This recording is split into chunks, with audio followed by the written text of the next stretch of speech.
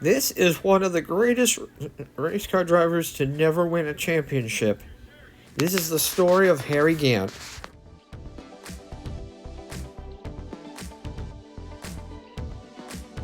Harry Gant began his NASCAR career in hobby stocks back in 1967 and moved up to the sportsman division, which later would be called the Grand National Division, which would later be called the Busch Grand National Division, which would later be called the Xfinity Series.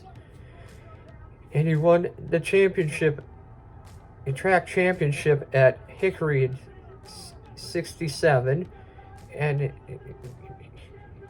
won the sportsman title in 1972, 73, and 1974. And he made his first cup in 1979, and he raced for Jack Beebe from 1979 to 1981.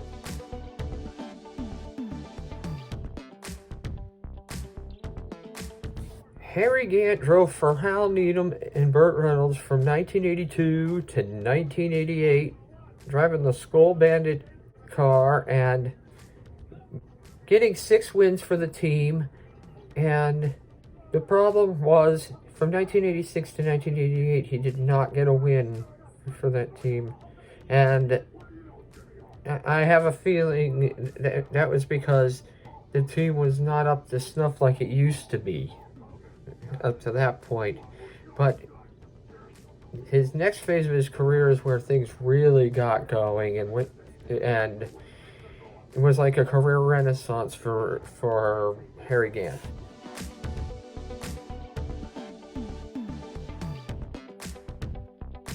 These years were the best years of Harry Gant's entire career. He won one race in 1989, and I believe that was Pocono. He won one race in 1990, and I believe that was at Darlington. And 1991, he won a race at Talladega and won 4 in a row. In that 4th race in a row did not look like it was going to be the 4th race in a row, though. He had been crashed by Rusty Wallace and had the entire front end knocked off the car. But guess what? He won the race. He looked super good out there, and everybody thought that he was going to win the 5th race in a row, until his brakes went out on him and he finished second to Dale Earnhardt at Wilkesboro. But that was the greatest year of his career. And in 1992, he won 2 races, one at Michigan and one at Dover. It looked like he could have won several other ones early in the season too, but he didn't. But finished second twice and looked wonderful. 1993 was an utter disaster, and so was 1994 was a complete disaster. And that's because he got into accidents that weren't his fault. Other people crashed him, so, which is not really fair, but hey. And then he has one little comeback in 1996 in the trucks, and we'll mention that in just a minute. Harry Gant had driven part-time in 1996 for himself in the truck series with Smoky Mountain Chew as his sponsor, and got 4 top 10 finishes in that partial schedule, and it looked like one of those races he was going to win.